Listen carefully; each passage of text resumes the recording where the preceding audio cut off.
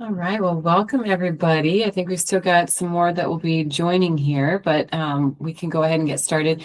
If you haven't been reading the screen so far, go ahead and take a look at that. And I see you guys are all, I think, pros with the mute button already, so I'll have you mute and unmute. If anybody struggles finding where that is, we can kind of instruct you too, but go ahead and read that screen. This is just for your own confidentiality and for others. And then in a second, we're going to switch to just talking about emotional support in the chat. If you can, you can go ahead and turn on your video as well. You will have opportunities to turn it off and on, just especially when you feel really dysregulated or different things. You might need to take a break from the camera, so you will have that. We could, if you're in a spot, you can. If you can start with it on, that would be great. So I'll just give you a second to just read that slide, and then I'll have Colleen switch to the next one in just a moment.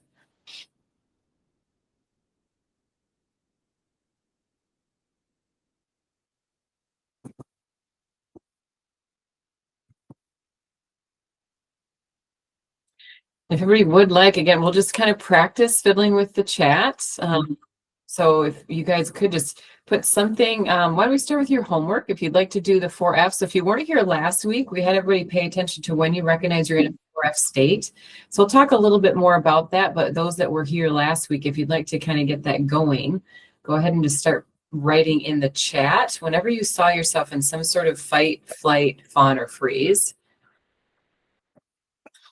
And if you're just getting on, you're not missing anything. We're just going over that slide and then just sharing your fight, flight, fawn, or freeze. So you might be familiar with that. If you're totally unfamiliar, that's okay. Just watch everybody's responses and just kind of see if you notice some different things that might sound familiar to you.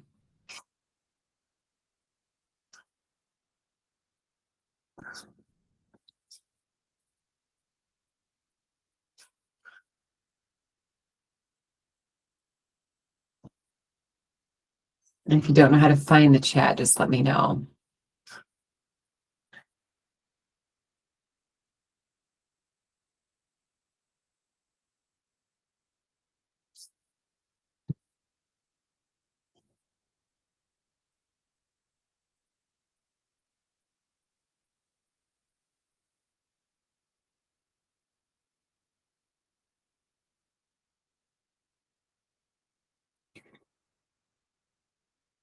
And if you'd also rather, you can just put your name and something about you if you want to introduce yourself. I know we kind of got a smattering this summer here last time and somewhere, so you can introduce yourself as well.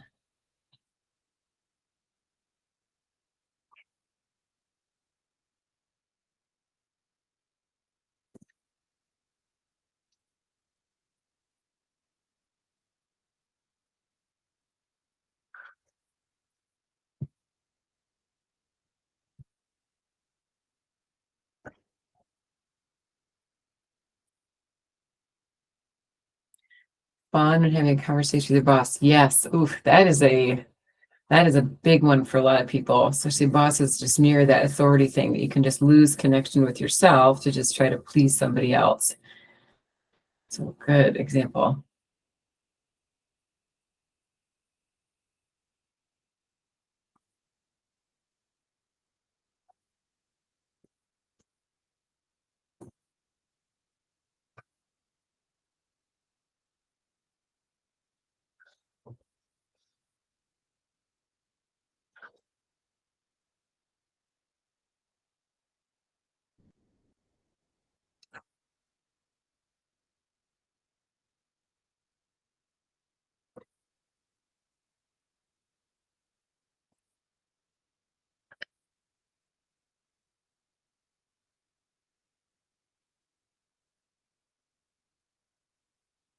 Okay, anybody else? If you forgot homework too, that's okay. We practice not shaming. We're going to talk more about the 4F stuff in a little bit again and just kind of review or just kind of add some more. But yeah, keep typing. Colleen, while they're kind of typing in that stuff, if you could go to that second slide, it's just reminders about emotional support. So when you're sharing stuff, and again, I'd be curious how this group unfolds. Sometimes we do some pretty deep dives into some different things. And when you do that, just want to give some examples of what to do, what not to do in terms of support. So you can read the top, the do's. Support encouragement is something like, so sorry to hear that, or that sounds really hard. That makes so much sense, or just so resonating with you. Thank you so much for sharing. You can put up an emoji. So if you check on the bottom of your screen, there's like a little smiley face. You can put up an emoji, so hearts or celebrations for just different breakthroughs or growing awareness. Some of the don'ts are unsolicited advice. So sometimes when we see somebody, especially in pain, we want to just immediately give advice to get them out of pain. That actually teaches your nervous system a flight response. So we can talk more about that, but also just obviously judging, shaming, shoulds or shouldn'ts, things like that. So I just want to do that, but any support that you do put in the chat or unmute and just kind of give encouragement is really helpful when people do share. All right, so another chat. So freeze and fun, mostly at work, dealing with a lot of people. Fight if it's with a lot of anxiety. Absolutely. Yeah. Okay. Okay, well, cool. Well, Colleen, if you want to go ahead and take down that, and then I'm just going to start with just an exercise because I know part of this is just transitioning here to kind of help everybody get in here. And I want to try, you know what, Colleen, do you know how to make it so that I can see everybody? Okay, cool. Well, yeah, well, let me just kind of lead us through an exercise to just kind of get here, and then we'll kind of go into some of the information, and then we'll do more on the 4Fs before going into some more different things. So if you could, I'd like you to just close your eyes. If you don't feel safe to close your eyes, sometimes that's really triggering for people. So again, read your body. If that feels not safe to you, then go ahead and just do a soft gaze down, just somewhere to minimize distractions, especially when you're doing emotion work. There's just all sorts of reasons why we want to dip out. So if you feel comfortable, go ahead and close your eyes. And I want you to just do a quick body scan and to even notice, am I comfortable? Your physical body. And to just kind of scan up and down. So start your hairline. So up the top of your head, and just to kind of see, is your brow furrowed? Are your facial muscles relaxed? Are they tense? You go down into your jaw.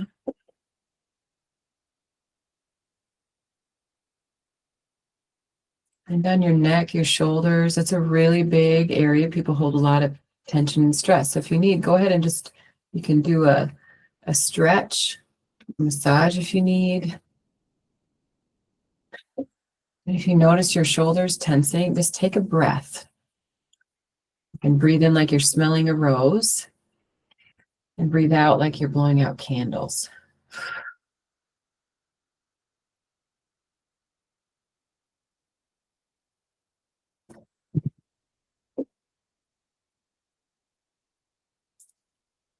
And then you go just down your arms.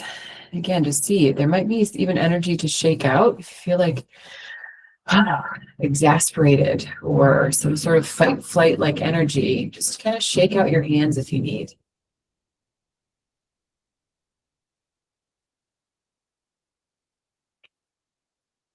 Then just go down your back into your torso,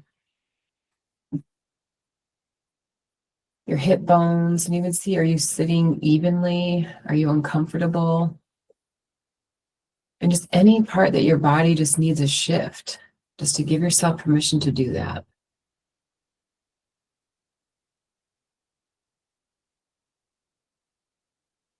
Go down to your legs, and just to kind of, again, slowly scan. Are they comfortable? Do they need to be stretched? Or do you have an area that's sore that just needs you to massage it a little bit? And then I want you to just feel a little bit of gratitude for your body, to think of everything you did from the morning when you got up, everything you did today that your body did without you even consciously having to ask. And sometimes in this trauma world, sometimes there can be so many really difficult things, but to think of like, wow, body, thank you.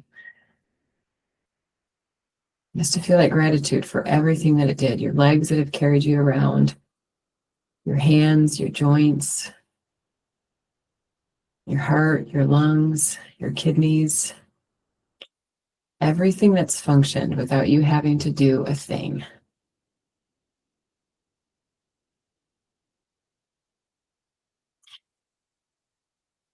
And then I want you to check in with your heart to see if you feel any fight, flight, fawn, or freeze. We did a little body releases last time, but again, if you need to just kind of shake it out or just to notice and to see and check, is there any sort of mad, sad, scared, lonely?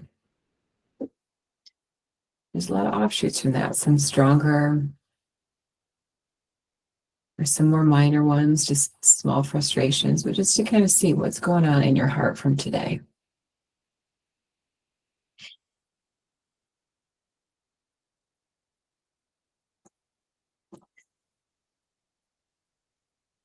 And you're going to practice seeing if your heart needs to hear anything from you. So if there's any sort of, I'm so sorry, it makes sense you feel that way, compassion. Any sort of validation, that makes so much sense that you feel that way. Or even if you don't know why you felt really charged or anxious today, to say, I don't know why, but it always, always makes sense.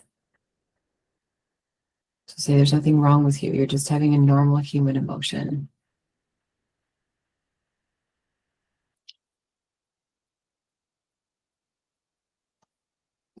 Or if there's anything else that you feel really pulling your attention, you can feel free to write it down. If it's something you need to return to later, or some sort of activation you'd like some help with in this group session, we can do that as well. You can just put it in the chat whenever you'd like.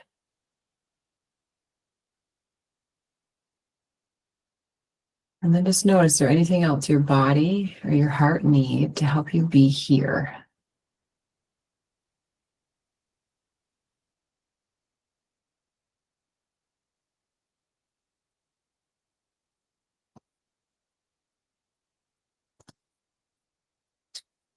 And then we're going to go ahead and just start to orient back to just the screen. That whenever you're ready, I'd like you to just to open your eyes, and you can just kind of orient to your space, to just kind of look around and to see if there's just some things in your space that are just pleasant to look at.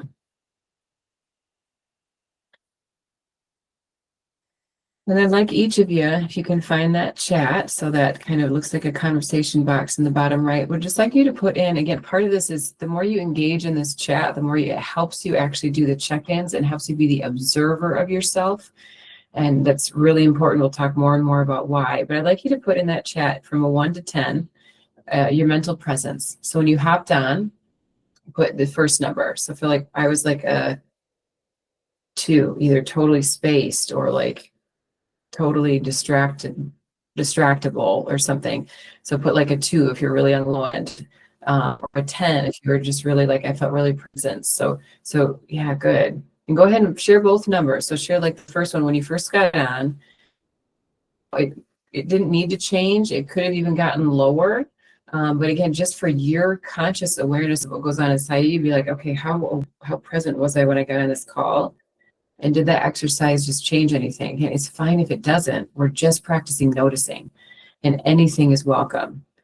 So sometimes when you practice noticing emotions, the fight, flight, or freeze actually gets stronger. So again, if you feel like, well, I got on as a 7 and now I'm like a 2, interesting. That's okay. Just notice it. So go ahead and just put both numbers in there. See a couple of 5s, 4, and then a 2. Yeah, so good. So again, just getting curious about if it dropped or if it raised, like, compassionate curiosity about why. 6 and a 6, good. 3 and now a 6, 5 and now 7.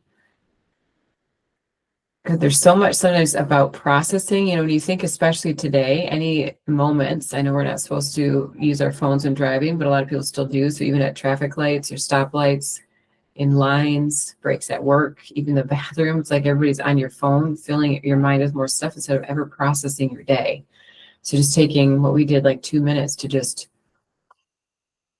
is pretty important. Started at 5, still 5, 6, 8. Okay, great. Great. Well, thank you guys. Well, cool. Well, I'm going to try to just keep doing just kind of body checks throughout because again, it's wild. And I think we've all been conditioned like classroom, I call it like the classroom freeze effect to just sit and stare when your whole body is like, oh my gosh, can we please move? So we're going to try to just move at different points throughout this. And I'll try to just kind of read the room, so to speak, when I feel like people are just kind of like needing a mental break from information. We want to do kind of like a mix of information and then also experiential stuff. It started 5 still 5, spent a few hours with horses, so pretty calm. Oh, that will do it. Yes, horses are wonderful. Very cool.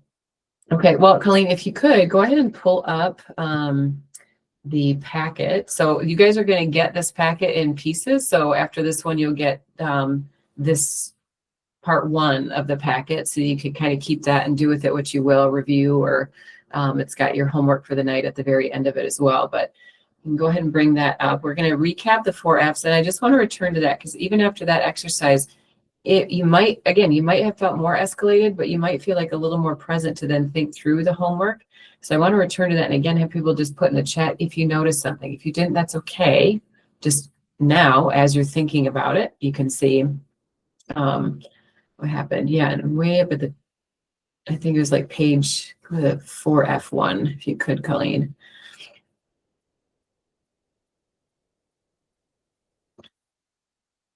Yeah, and then if you can zoom in on that page 3.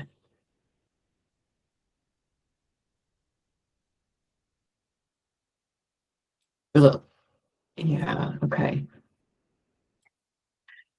Okay, so I'm just going to go through these. And then as I'm saying it, if you notice one that you felt, or again, in your homework from this past week, if you notice even more of the 4F stuff, go ahead and put it in the chat.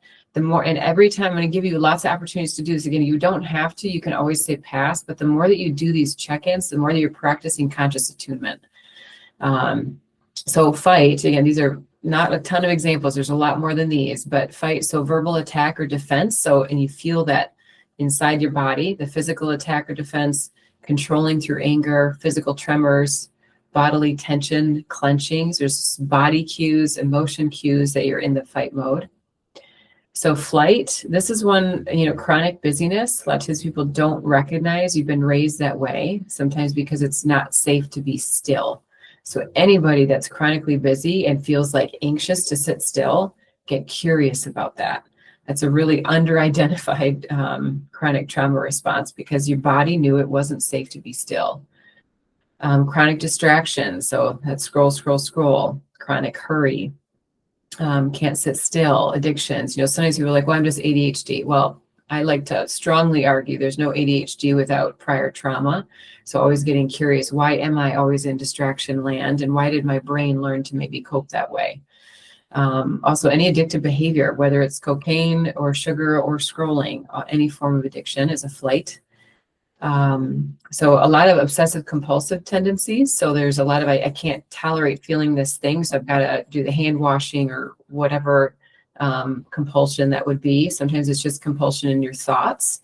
So dipping out of emotions or just compulsively trying to get out. But there's a lot of stuff that's just not even our conscious awareness. Different flights, behaviors, or literally running. So in your body or your mind, sometimes you will feel emotions and they go for a run. That's a better coping skill than turning to an addiction or a substance. But do you return to the emotion? You don't just run to change your, it's called state changing. We chatted about last time. You don't just run. You want to actually explore what's going on inside. I think I heard the chat go. I'll check real quick. Noticed fight coming up while observing a couple and had to work for that not to interfere with the session. Yes. Yeah. Lots to manage there. Yeah. Flight when I got overwhelmed at work. Yes. Good. Yeah. Especially overwhelmed. It's like your body's like, whoop. Yeah. Good. Well, you guys keep putting them in there.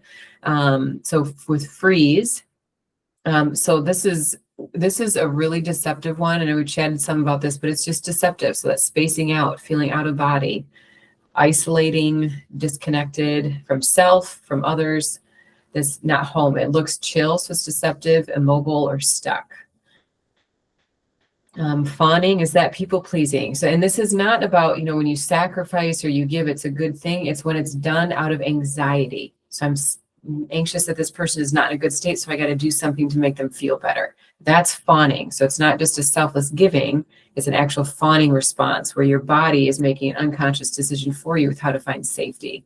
So your body's like, this person doesn't feel safe because they're either mad, sad, scared, so I've got to get them out of it. It's not conscious, but we just make an impulse to do that. Also scared to express self, or disconnect from self. If it pleases somebody else. So if we feel mad, but we know our mad's not safe, then we turn against our mad and we side with them, that we shouldn't be mad. We should be fine, for example. Talking about others instead of self, over caring.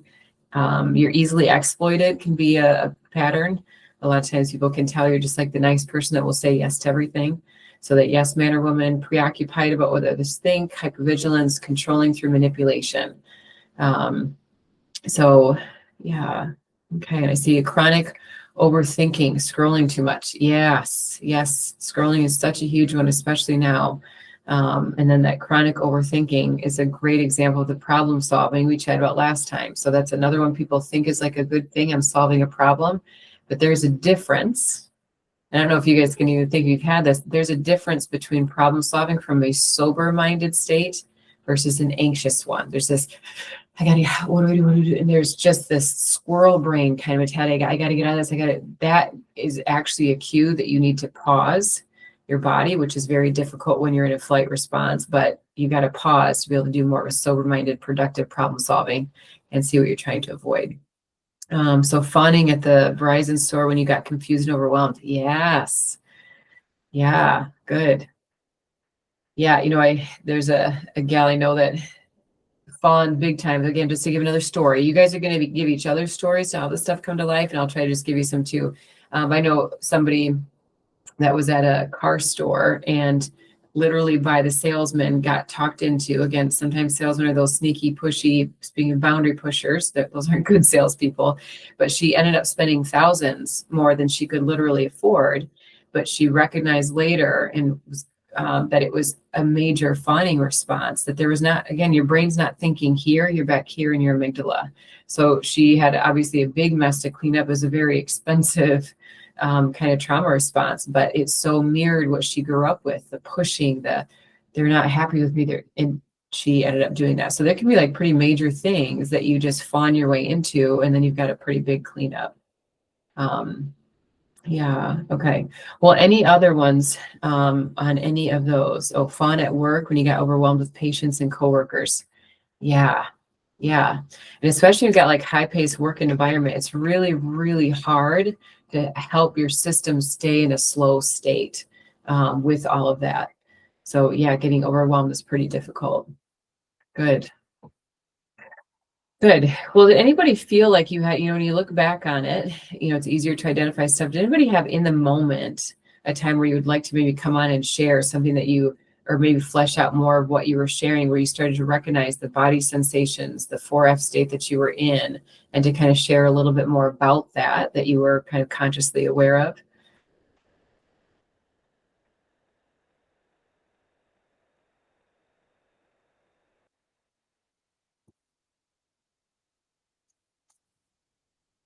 No, okay. Well, I'll keep checking in for different things. And if by the way, if you have questions at any point, feel free to put that in the chat as well. And then Colleen, if I don't see it, just kind of flag me or something. Feel like I fawn so I can flee. Yes. So that's a good example of a lot of times these are conflicting things. So especially as a kid, when you want to fight or flee, but it's not safe, you land in freeze. And because your body just innately knows that that's the safest thing to do, that it's not safe to run because parents are going to be unhappy. It's not safe to fight because it's going to make things worse too. So when you get that freeze or that fawning, there's so many complex things that can happen back to back in there. So good awareness. Okay. Well, cool. Well, Colleen, if you could pop up just the emotional patterns one again, just really quick. So see, did anybody have any awareness? So this wasn't your homework to think of that one, but did anybody have any awareness of this, of recognizing an emotional pattern? When I saw another, I found to be kept safe, scanning environment. Absolutely. Yes, all these 4Fs are all about safety. We just don't even realize consciously that that's what's happening. Okay. So again, if you're new, I'll let you just kind of read those. These are just things that we tend to do with emotional patterns. You kind of just want to check in because repetition, there needs to be a lot of repetition with this. And some of this stuff, I'll have people for a long period in therapy, and I'll still ask, okay, what were you doing to your emotions right there? Oh, I was minimizing. Yeah. Oh, I was guilty myself. Yeah. So again, all this stuff, we're just going to keep, pointing you back to different tools because it does take a lot of time to just kind of grow your awareness. But has anybody noticed anything on here, either this past week or throughout your own process journey so far that you recognize as a chronic pattern for you? Intellectualizing. Oof, yes. I think that's one of my favorite ones to catch because it looks so good in a way, right? Like people love intellectualizing, rationalizing stuff. It looks good, right? And sometimes gets praised instead of actually feeling what is actually going on. So good. That's a big way, especially here in the Western culture, that we dip out of emotions. Good.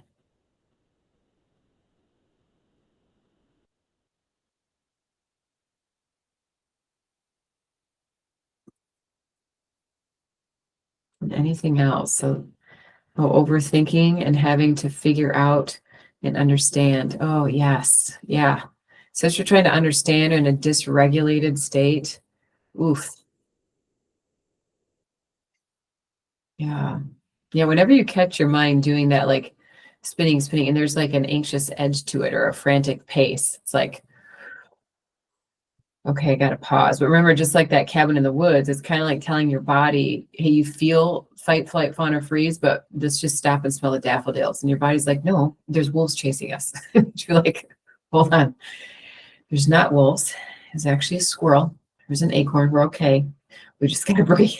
But it's really hard to sometimes convince your body that it's safe enough to just take a breath and pause the problem solving, just table it until you get into a calmer body state. It's where you do your most productive thinking. Good. Okay.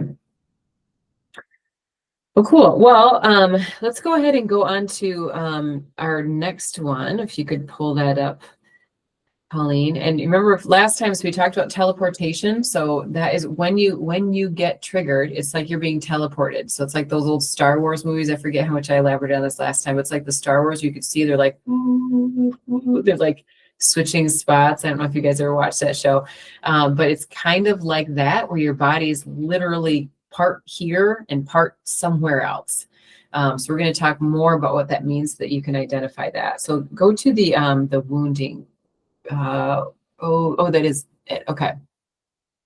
Can everybody see that? Okay. Give me a thumbs up if you can see that. Okay. We need to make it bigger somehow. Okay. Okay. So identifying and treating wounding. So, actually first, Colleen, bring that down a second. I want to give another example.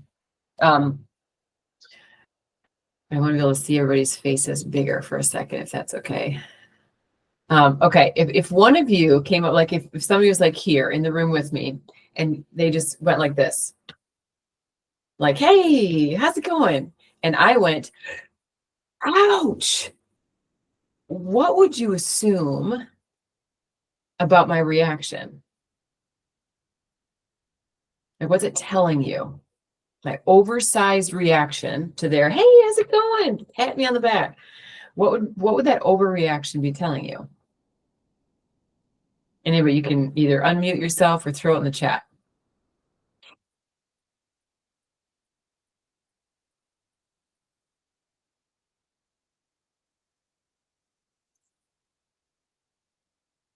Maybe I'll ask it like this.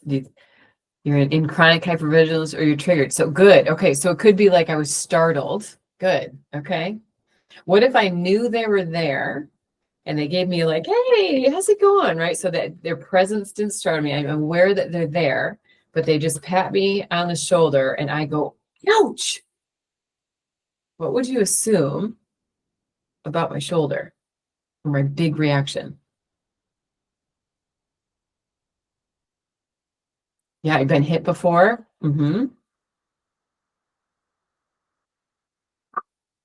Good. Or, and this where we'll go. So lots of good examples, and so you're even getting ahead of me with the triggered piece.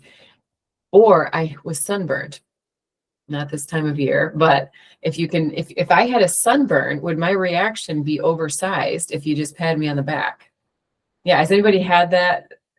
So if you have like a big sunburn, or think of like a wound or something, or your shoulder was like out of joint, yeah, don't touch me. And then I'd fawn. Oh, good awareness. Yeah. Yeah. Yeah. Uh, so if I had that kind of reaction, and I'm pointing this out, kind of like the rescue puppy kitty analogy from last time. When you have an oversized reaction, I think it's usually easier, especially if it's summertime, somebody does that. People are quicker to be like, "Oh, are you okay? What's there?" You get curious and assume there's something there, or there's something about my oversized reaction. But we oftentimes, if somebody has that reaction emotionally, and I'm just going to keep pointing this out, our reaction is not usually compassion or compassionate inquiries to what's going on. It's usually judgment. What's wrong with them? Oh my gosh, that customer service rep was like, we have all sorts of words or attitude right back, instead of being like, oh, I just touched a wound. What's going on there? We don't have that compassionate curiosity to step outside of ourselves, because we can often get reactive, right? If they get you think of a customer service rep and they get into fight mode with you, well, it's easy to get fight mode back, or the fawning, or just total freeze brain, or something like that. But whenever you have that sort of reaction, that's when you get curious about it. So I'm going to use a few physical wound analogies, because that's what I feel like makes this stuff come alive when we apply this information to stuff that we already understand. Okay, Colleen, go ahead and bring up that sheet now, if you would, about the wounding.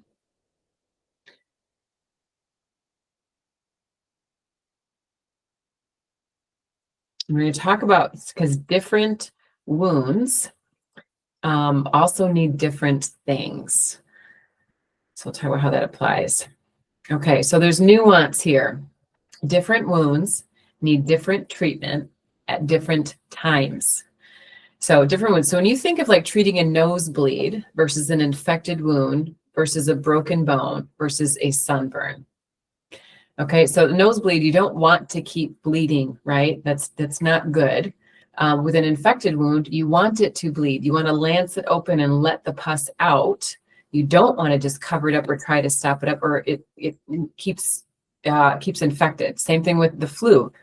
Heaven forbid you keep swallowing your flu, or you stay sick, right? You need to purge. Your body's trying to get something out, and you don't want to just keep swallowing it, right? That's what we do with our emotions. A lot is you just swallow it, or we try to cover it up. It's to be like, no, I actually have to lance it open in the safety of somebody that knows how to handle it, right? Not somebody else who's going to minimize, dismiss, gaslight, or something like that. We need safety, just like you need in the medical profession, right? If I had a doctor pour gasoline on my paper cut, I certainly would not return, let alone entrust them with like a big gaping wound. Okay. So different times. So this is crisis versus unrushed. So I put an example. So witnessing a crime. So if I was like a police officer and I went to a scene of a crime and I saw somebody who had just witnessed a pretty significant trauma, is that a good time? And maybe put your thumbs up if you feel like it's a good time to explore the emotions, or if it's a bad time, if I need to get facts as a police officer. So should I address the emotions, or should I address the facts? So thumbs up if you like address the emotions, or thumbs down if you feel like probably not right now. Okay, yeah, because when you think about it, if I'm trying to get facts, so as a police officer, you got to double check stuff, right? So, okay, so you're saying that they were wearing this, they ran this direction, this is what happened. If I need facts, I need them here, not here, right? So if they're in their amygdala, you lose them. You're not going to get more factual information.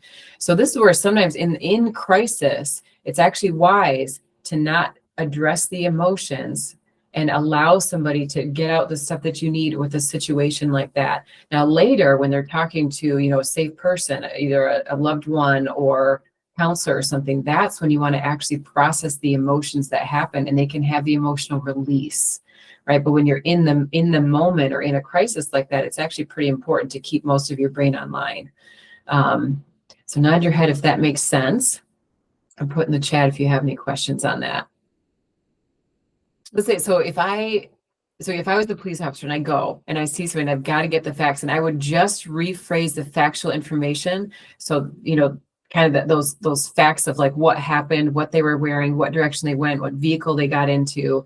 And then once you get the facts, that's when, if for a second, if somebody then came and just said, hey, they restated the feelings or the body sensations, hey, you seem really tense and really all over the place. Are you okay? Right? That compassionate attunement then brings out the emotions. And when you do that, then your factual ability to get information is not online. They've got to actually work through the emotional cloud, which sometimes it really oftentimes doesn't take, well, it depends, but you got to be with that. Then you can't really expect to get good information like when somebody's in that kind of state. Does that make more sense? How many times, right? Like, because sometimes you'll have moments, and I don't know if any of you have said this, you're like, don't hug me, don't talk to me, because you're going to lose it the second somebody is compassionate and your body doesn't feel safe for whatever reason at that moment. And so sometimes people actually say that, or it's just because they're like, I can't handle my emotions right now, so I don't want them to come out. So stuff like that happens quite a bit. It's just good to be consciously aware of what's going on. But yes, when you're in those states, sometimes it's really wise, and to be able to just, okay, I've got to be able to focus on this thing. The emotional processing is important to come later when you've really got to keep your faculties for whatever reason. So yeah, good question. Okay. So another comment, I just want to say, so unintentional harm still hurts. And I just like to include this because a lot of times people don't recognize that they're doing harm with emotional patterns or how they're treating your emotional wounds, but it still causes harm. And this is where I know I started to have, I'm trying to even think. I think somebody started just asking me questions about, did you feel more tense? Do you feel more calm? And that's a really good question to ask. So I'd encourage you guys to ask, do I feel more tense or more calm after talking to that person? No, I felt tense, or I felt anxious, or my emotions turtled. Then you get curious about why, because they're always telling you something. And yes, it's a mixture of our emotional patterns, or it's something that the person in front of us is doing that caused our emotions to kind of go into hiding. Okay, so physical therapy and the 1 pound weight. We'll talk more about how this practically applies later, but one of the things with emotions, if you have not felt safe enough to feel you're sad at a level 1, we're not going to want you to feel it at a level 10 because it's going to be too much. And your nervous system, which we're going to talk more in a later group about, it goes into overwhelm, and you actually do the opposite, where you feel so unsafe that then you can't recall stuff. So you have to build. Just like in physical therapy, if you go up to the 100-pound weights and you haven't been doing regularly the 1 pounders, you're going to have a problem, right? You're going to injure yourself, and it's the same thing with your nervous system. Okay, another thing with healing and exposure levels in recovery. So burn victim. So, and if this is like really triggering because somebody's had this experience or had a loved one, feel free to orient yourself around your room to help your body be like, okay, it's not happening now. But if you were a burn victim, and so you had like a lot of just really fresh, raw skin from stuff. If you went out into a rainstorm or something that ordinarily wouldn't be painful, but you go out and you expose to like harsh winds or, sand blowing, it'd be really painful and also damaging, right? So you don't want to expose your freshly wounded skin to what otherwise wouldn't be difficult things or wouldn't be painful. But once you start to get layers on of that skin, and it starts to heal a little bit, you can actually risk a little bit more exposure. You can go out into the sunshine. You can go out into the rain. You might be able to put on different fabric clothing that you couldn't before. But it has to take some measure of healing before you can do that. But also, you still wouldn't expose your skin to a chainsaw. So this is one question I feel like I get a lot, is about abuse. And especially if any of you have, difficult family members, difficult relationships, especially as you're doing this work, sometimes it's almost like we rip the bandages off. So if you start to feel all of a sudden you're feeling pain that you didn't know was there, that's okay. We're lancing open a wound that probably needs it. But you also sometimes in that stage have to be extra careful about who you spend time with. So if you start to spiral, you start to shame, judge yourself, turn on yourself, or you end up leaving a lot of conversations spiraling, and that means you're not safe enough here. You don't have that layer of protection yet, and you need to get that before you can risk that exposure. So a lot of times people early on want to decide, well, if these people, are doing these not good things, then do I cut them off? Do I not? Like, it's not a time to decide that when you're healing as a permanent decision. You want to get some healing and then move on from there. So again, no, everybody's in very different stages and things, or just different life circumstances. But I just like to clarify that just as we go along with the wounding. Okay, does anybody have questions on any of that, or comments, or anything before we go on to the next section? Wild how much people want to justify, I didn't intend. And yet we got to own, like, if it's getting a reaction, there's wounding there. But it's so important to recognize when you don't intend harm, because you just, somebody, like, for example, like maybe that person had done their work to realize it doesn't feel good to have stuff minimized or dismissed or judged or shoulds or shouldn'ts. But yeah, it does still, it still hurts. And it's, yeah, you wouldn't hang out with somebody just, willy-nilly wielding a chainsaw carelessly and unknowingly causing harm, but we do it emotionally all the time. And again, as you grow in this, you kind of learn you got to stay outside my property, or you can come in my living room. You're safe enough, I can let you in that space. But as you kind of do this work, you start to kind of realize there's certain emotional property I'm not going to let you into because you're not safe enough. So yeah, good. Thanks for sharing that. Okay, I'm going to have you guys read this next part. So Colleen, if you could zoom in. So emotional neglect. So neglect is a lot harder to name than abuse. And I think sometimes it's a lot harder to heal from because oftentimes there's not even a name. So I want you to take a look at the emotional needs in childhood to explore what you did or didn't get. So in this, some of these I've taken from Dan Siegel, Laura Duncan, just kind of added some of my own. But I want you to look through and read this. And if you can, if you've got either something on your device or notepad and paper, I want you to actually take some time, do some reflection. I want you to write down, did you get it met? If so, rank it 1 to 10. Was it really consistent? An 8, 9, 10. Was it really intermittent in the middle, or was it virtually never? And by who? So rank, like with mom, dad. So the need to be heard, I want you to rank it. Gosh, I didn't feel heard at all from mom, but I felt from dad. Okay, put a number to it. The need to be seen. Okay, so, and to move on down. And I'm just going to give you some time to actually reflect on that.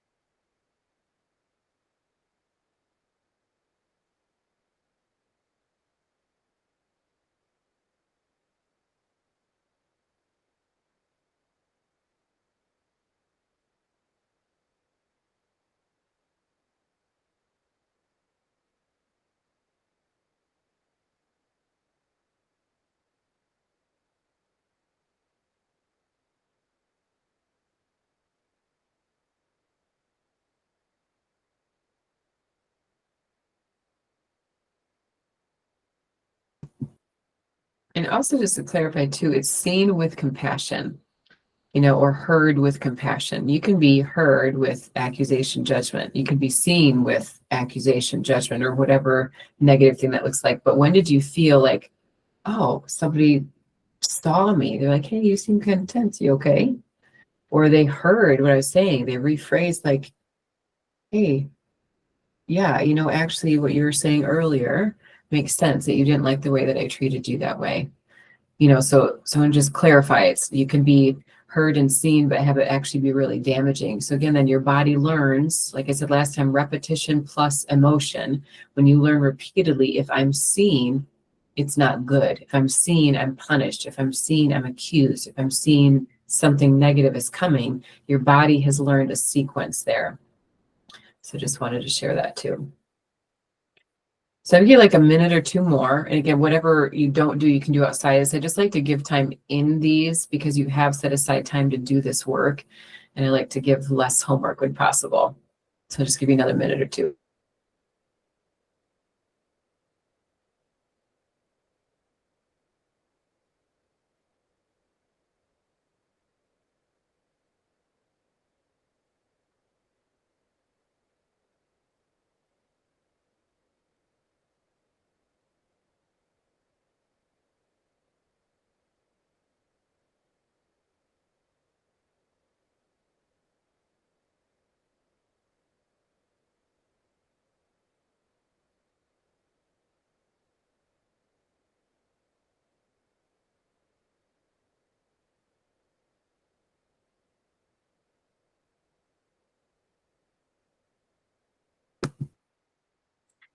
And I apologize too, I should have added just or guardian, whoever were your parental figures. I know not everybody's got that intact sometimes. So for just this group or just broader, whoever listens back, just any sort of guardian, whoever played a parent role in your life. For some people, it was an older sibling. So just whoever that was. And if, as you're going through this, you think of somebody, an adult in your life that did meet one of those needs for you, write that down too. And we'll get to more of that later on. Let's take like 30 more seconds.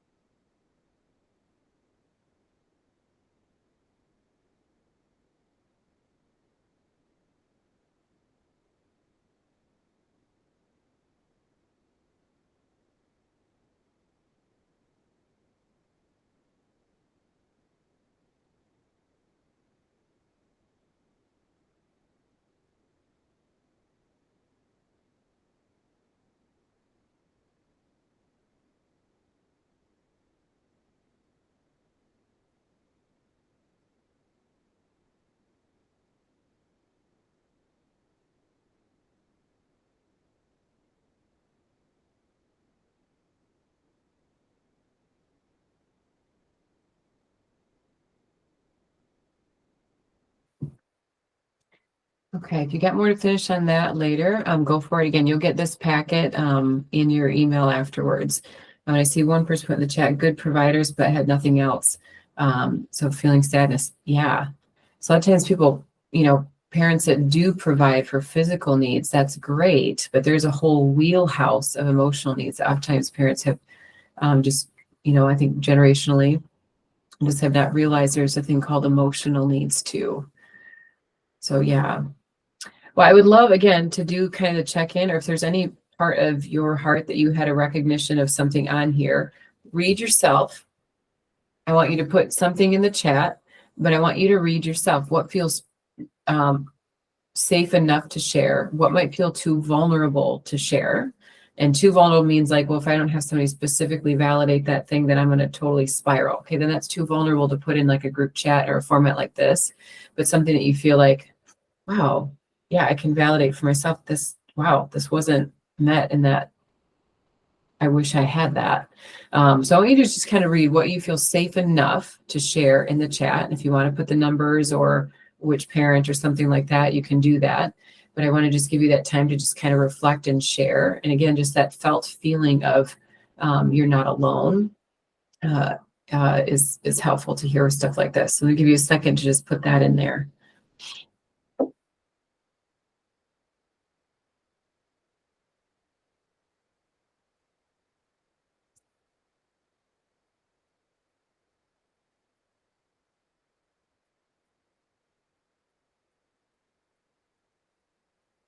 And if you don't want to put something, you can just put pass. Again, you're never forced to participate. I just don't want to miss somebody if you're still typing. So if you don't want to share something personal, then check in with yourself. If you'd rather say pass, just say pass. That's okay too. Just want everybody to put something just so I know and I don't miss you. It's wild, right? When you see the list, especially when it's like you don't have names for this as a kid to even know what you're missing. There's just this weird lack feeling. So yeah, thanks for sharing. And I'm glad you could validate that for yourself. You're like, yeah, I was missing some things. Good. I've seen the chat. Feeling loved felt very conditional. Yes. Yeah. Yeah, kind of like I was saying last time, and I'll just get ahead of myself, but it's on here too. It's just the reminder of when kids need love the most, or two times.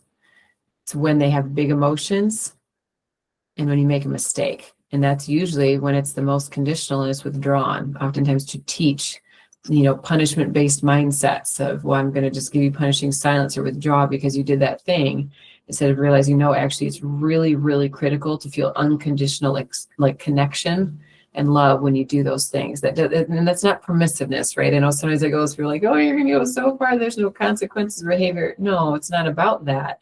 It's about, I love you. There's not this punishment, anger, a relational rupture that occurs. There's just something about being able to create that, and it gives a sense of safety so that the kid can then confess what happened or curiously explore, like, oh, I did throw that lamp at my sister because I was mad that she wouldn't share that toy. Oh, when a parent is not in an angry fight mode state, they can say, you know what, buddy, that made sense. I had a hard time too when I was little and people wouldn't share stuff with me. And then you can reinforce, we still can't throw lamps, but then to help them train, okay, well, how else could we do our anger? You want to do some stomps? You want to shake your fist like this? We got to get out the anger. We can't throw lamps at people. So then it leads to training, but you can only do that if someone is in a safe brain state and not in a 4F response. I'm feeling very sad seeing the neglect from your mom. I don't think I really could recognize the neglect from my child until a few years ago, and it was hard to put words to it. Yeah, absolutely. It's so hard because it's so powerless feeling when you don't even have a word to name it. Yeah, good. And I was never good enough. Could always do better. Oof, yes. Yeah, I can. Yeah, lots of these I so resonate with too. Yeah, that's a really tough one. It's like it's like this carrot dangling in front of you, as a mentor of mine says. You can just never quite get this thing called approval or acceptance. It's just always like out there. Yeah, good. That guilt at some point came up during this. Just kind of wave at the camera if you felt any sort of guilt. Yeah. Oh my gosh. I love that you could name that, and love, because your body just, boom. That's a great example of it. Just made an unconscious decision for you that now you're bringing your conscious awareness, but just to kind of like freeze and then just, whoop, mind just left the building. And always, oh, hang on, mind, where'd you go?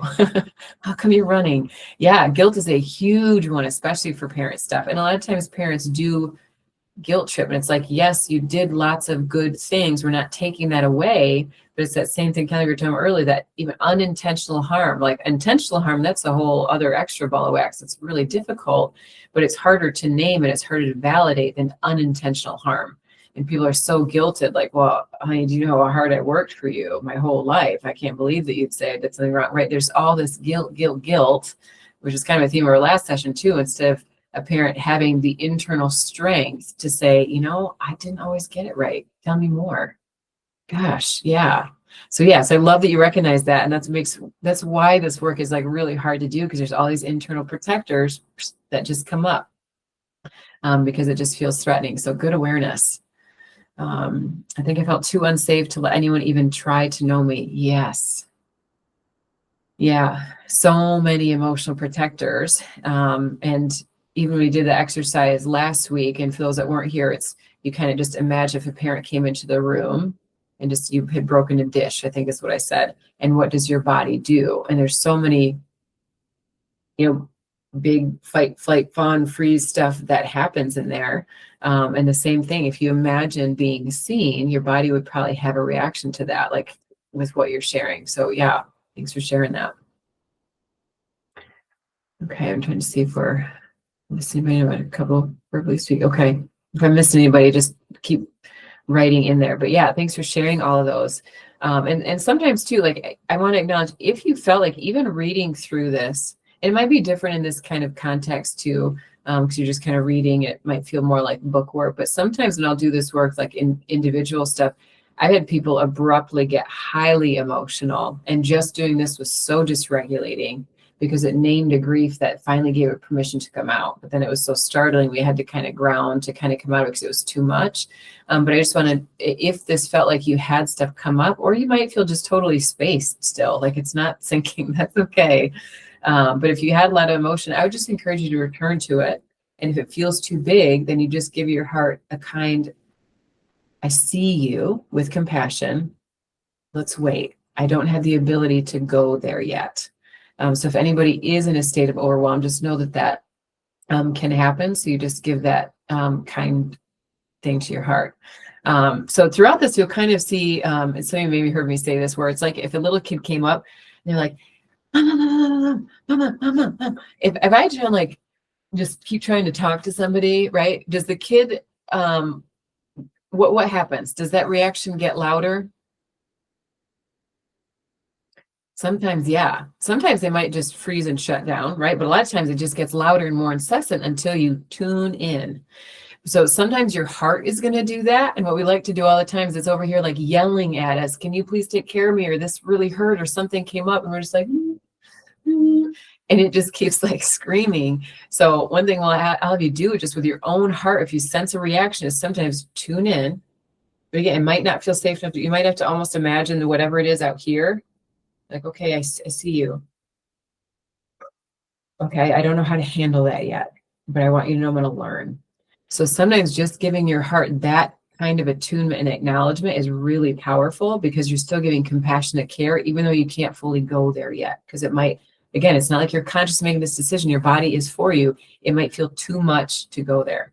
So anyway, just wanted to say that, because sometimes reading through this list, that alone has been incredibly painful for people. So if you felt that, I encourage you to chew on it later. But if it feels too much, just trust your body and we'll come back to it.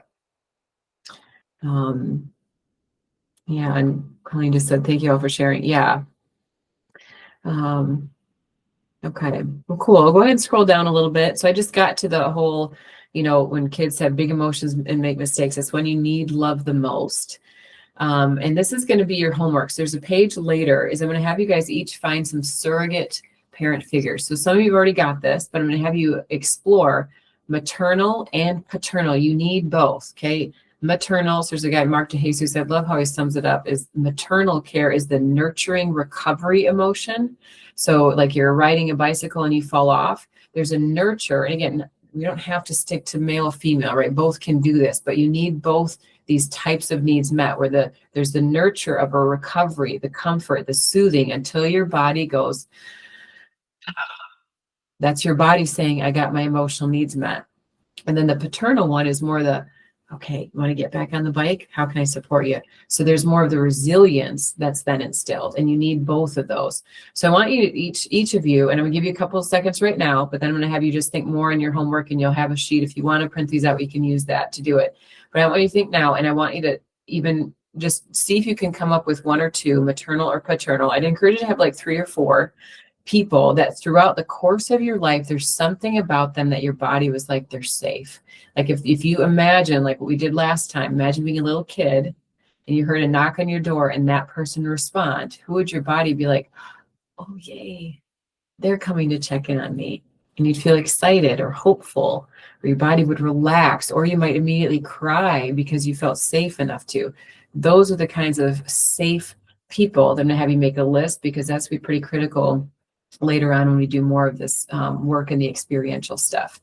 So take a second right now. I want you to just think through, and this can be different leaders throughout your life. It can be different teachers, people at, youth group leader, or a friend, neighborhood, friend's parent. Just need people from childhood. Good question. No, it can actually be anybody throughout any of your lives. It can be a coworker now that you're like, gosh, if I could have had them as a parent growing up, wow, how different would that be? And go with your heart. Like when your heart resonates with somebody and it's like, oh, I like being around them. Get curious about why, because your body doesn't lie. When there's something in you that's like, oh, there's something about them that I like or feel really safe or I can relax. Great, go with that.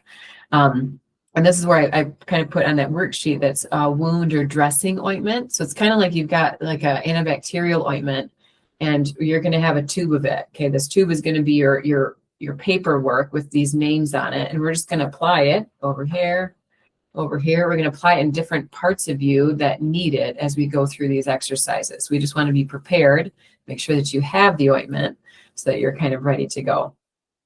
So go ahead and just write it down. Again, so many different people, and it can even be on a TV show. It doesn't even have to be someone you've had real interactions with. But how many of you, I notice it a lot more consciously now, but I think I probably always had these reactions. But when you're watching a TV show or a movie and you're like, oh, your heart has a reaction to something on screen, go with it. and say there's something about that you wanted, whether it's a parent figure or sometimes a sibling, having you focus on maternal and paternal figures, but also doing siblings or friends as surrogates. If you could have had them there at that different time, just somebody that you feel safe with. Does this have to be someone our parents' age? Good question. So sometimes for doing the healing work with like friend or sibling wounding, it's good to have peers for that. But usually when it's maternal or paternal stuff, you want to have somebody that is that older figure, because that's what your body, again, it's through repetition, your body learns a threat response to a parent, whether they're chronically in fight mode if you make mistakes, or whether they're just like really anxious or doing kind of this withdraw number about your emotion. Your body learns stuff isn't safe with that type of person. So you really do, to kind of reparent the wounds is what we're going to work through. You really do want to have like a parent type figure. So that's a good question. Okay, I'll give you like 30 more seconds to just start writing and thinking. And then any past that, again, you can explore afterwards.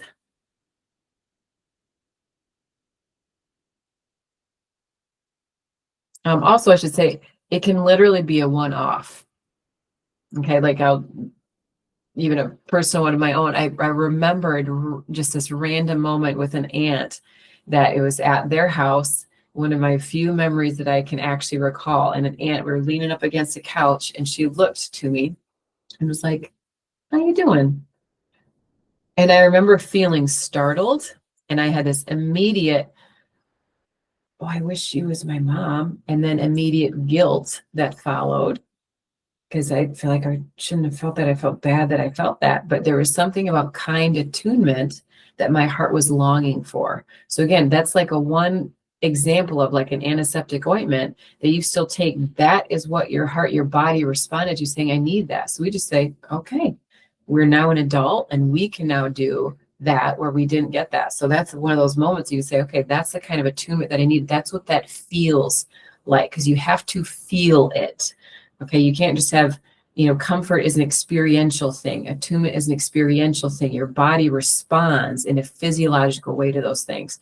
So even that little moment as a check-in was like, okay, that's what I needed. Okay, then I'm going to take that. My heart was telling me something. So even a one-off, great. In a grocery store, you see a parent being both kind and boundaried with a kid. Wow, novel concept. Oh my gosh, my body felt like, oh, after watching that, instead of tense.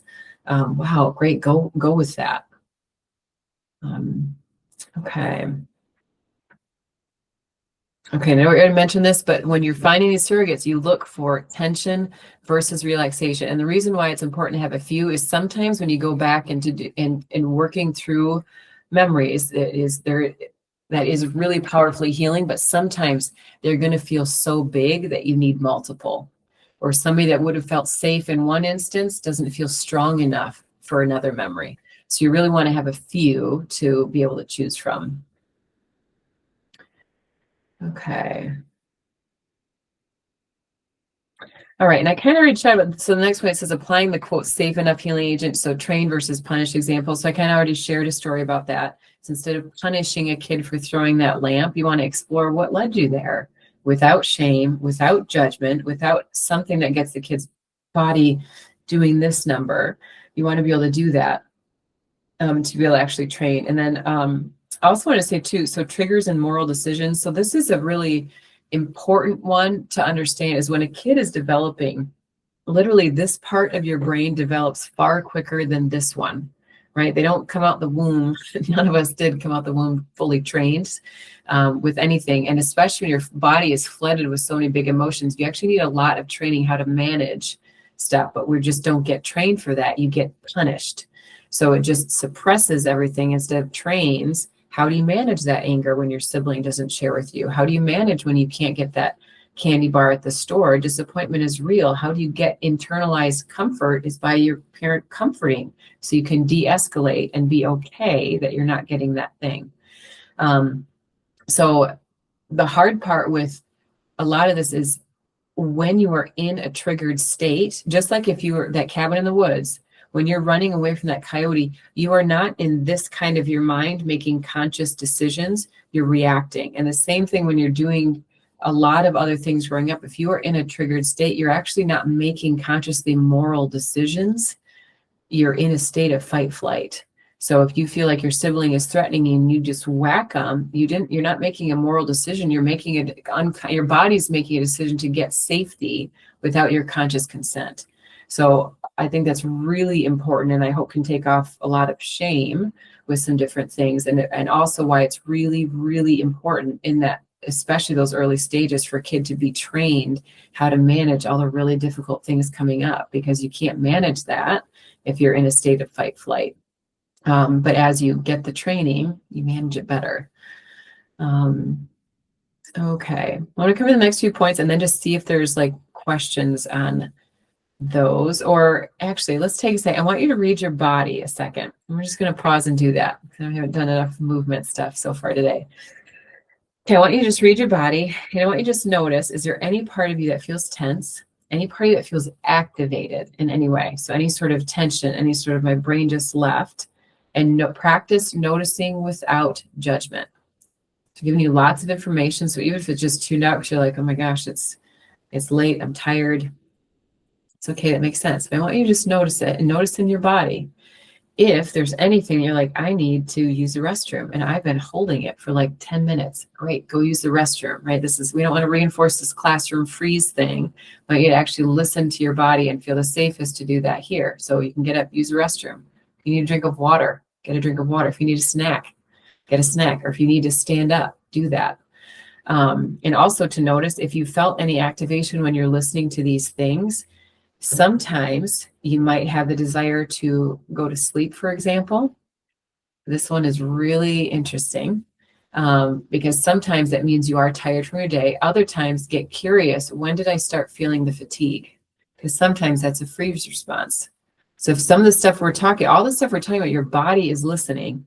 And if you start to have any fight, flight, fawn, or freeze while we're doing these, this happens a lot, you want to get compassionately curious about why. So you just kind of think, during any of this, were you having an internal reaction? And if anybody is okay to kind of narrate what that was for them, or put it in the chat, or come on and share, like, oh my gosh, yeah, I think I was having just low-grade anxiety and I started really fidgeting when we were going through the emotional needs, or kind of like, one of you shared earlier about like, I totally just checked out. I totally went into freeze and then flight when we were doing that. Great awareness. So if anybody's got anything like that, would love to have you share and get concrete in the moment of recognizing, or you might just recognize, wow, my brain feels really like tense. Okay, might be because you're thinking, or there might be some sort of reaction. Is there anything anybody else noticed about while we've been doing this stuff so far tonight that you would like to share?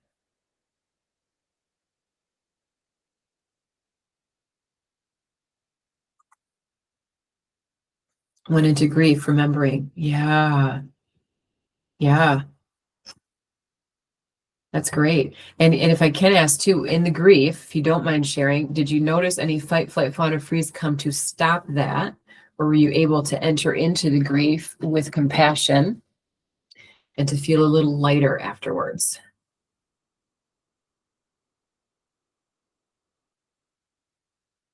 You can either mute or put it in the chat. Or again, if you want to say pass, that's okay.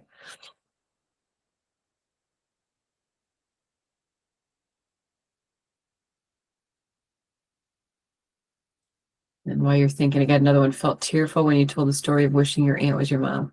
Yeah. Mm. Yeah, I'd love to hear more on that too. If you'd like to share, it sounds like that resonated on some level with you. But yeah, it's kind of wild, right? How like a 2-second interaction can be like, oh, wow, how rare that was. Yeah.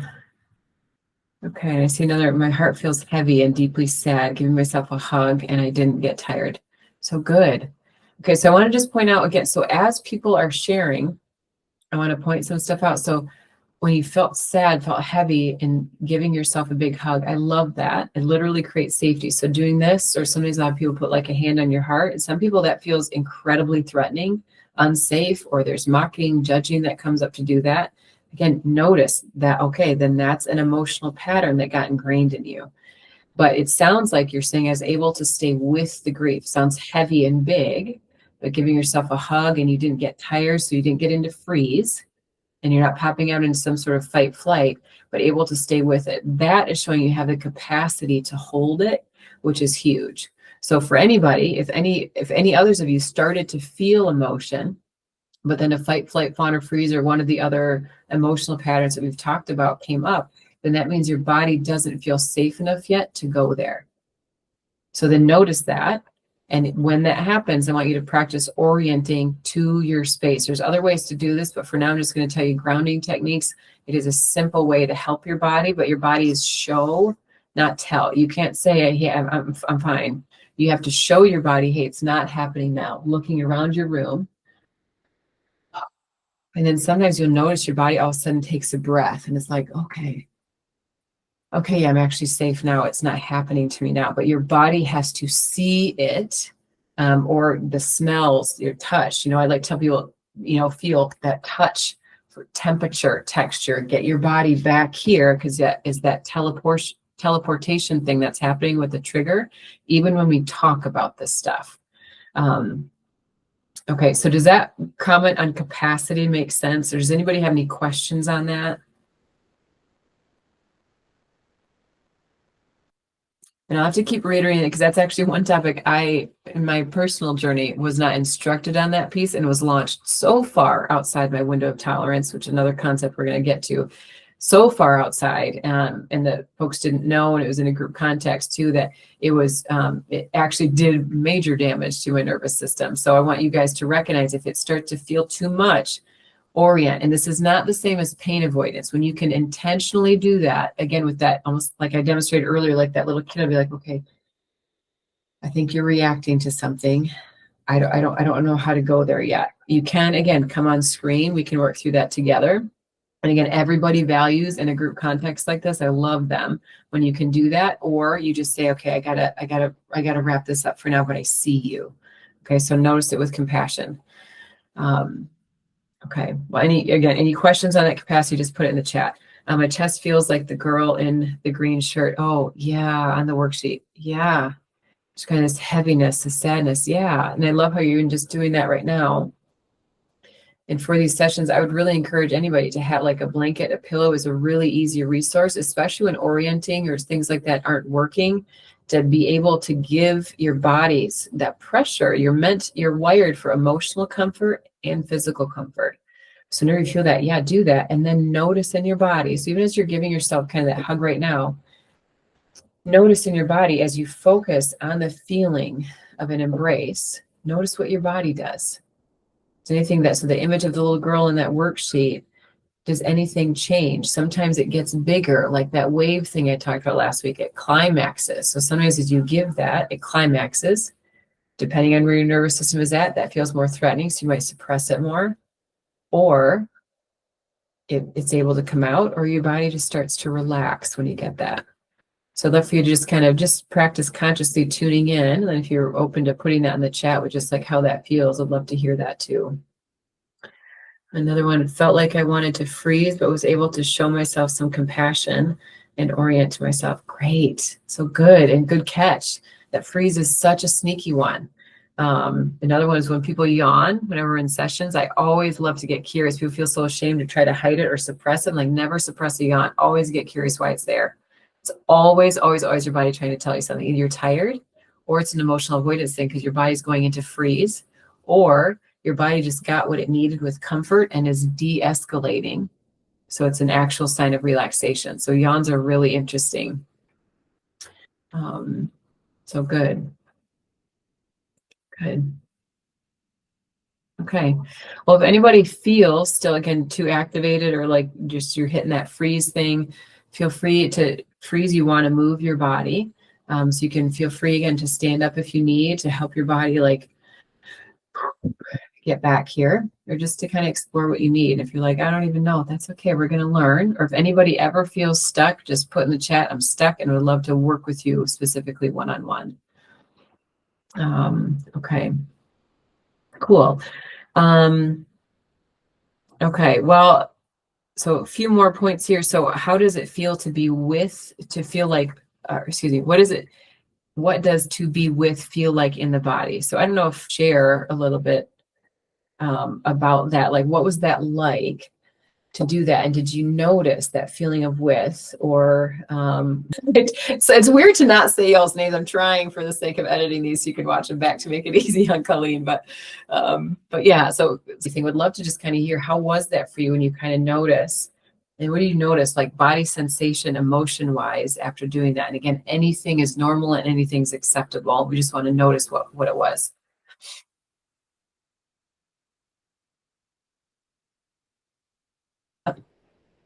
No, you just keep noticing and keep, if you can, if your body again jumps out, then just notice that. And that's just your body saying that's too much and I got to be done for right now. Then that's okay.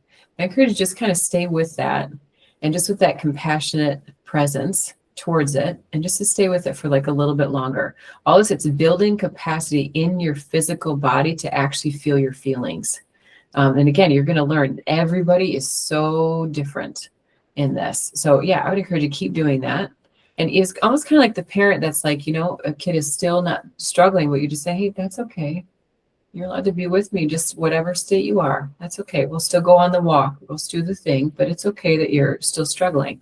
So you can tell when someone's still attuned, even if you're going and doing something, you have to move on because it's just the nature of life. You can tell when someone's still compassionately attuned to you. That's what you want to do with yourself. So keep doing that.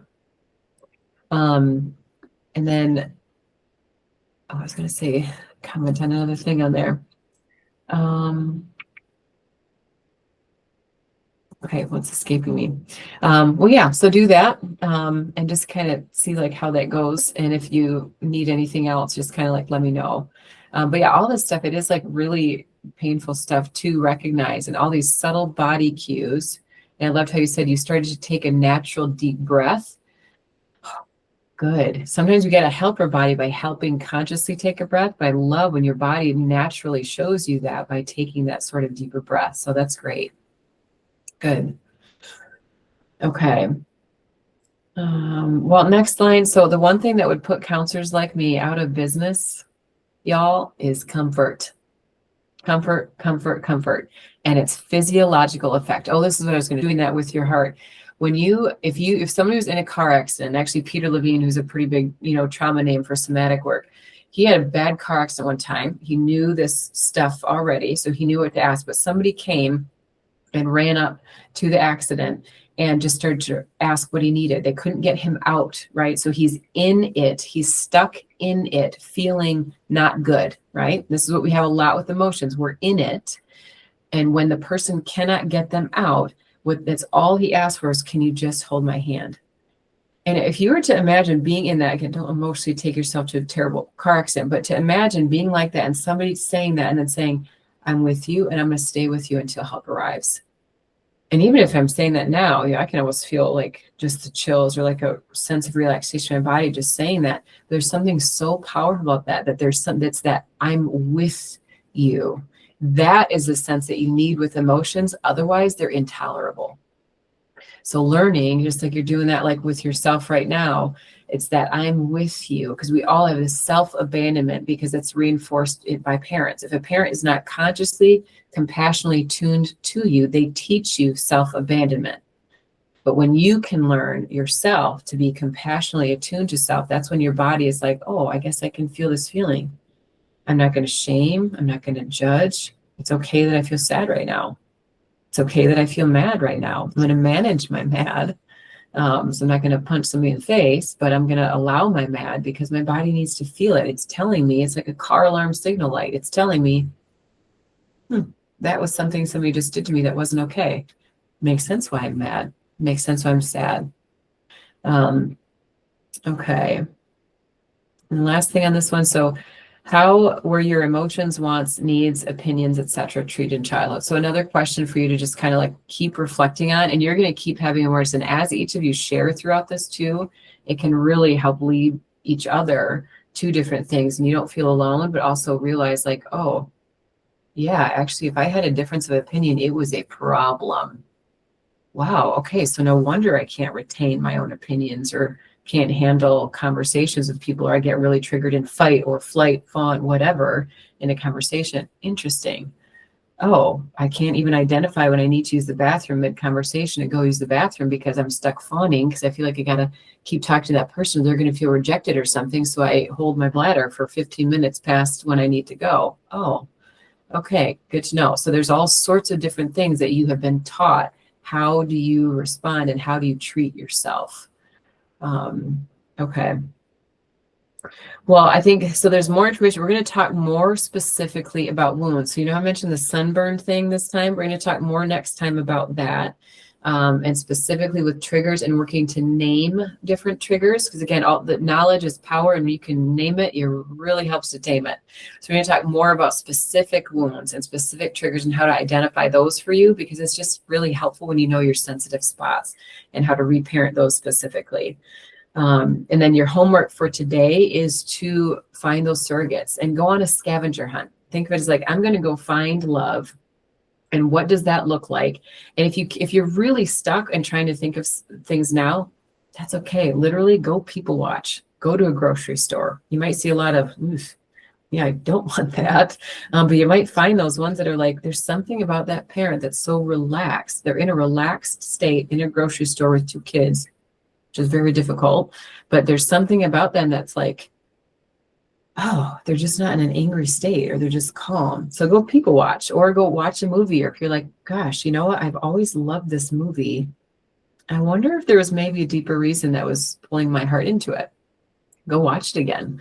Or if you're really, really stuck, again, we're going to help you brainstorm and find those figures, and they do come. You've always had snapshots. It's just in looking for them. And we'll do that. So another thing you can do, people can struggle with this, but it's using adult you. So if the adult you could go back to where you had childhood rupture, sometimes that can be a helpful one too. So if you feel really, really stuck, that can be another surrogate that can be used. But for some people, it takes a while to build the internal safety to be able to do that. So I always like to have you have real people with real moments that you've either directly experienced or indirectly witnessed. So, okay. Well, any questions before I let y'all go for the night? Yeah. Okay, great. Well, thank you so much for coming. I'll plan to see you again in 2 weeks, and then we'll email you that packet. So again, you can have that for whatever you would like to do with it. That is yours. And then we will email you the link when we get this uploaded too, if there's anything you want to watch back. So you guys have a great couple weeks, and we'll see you then.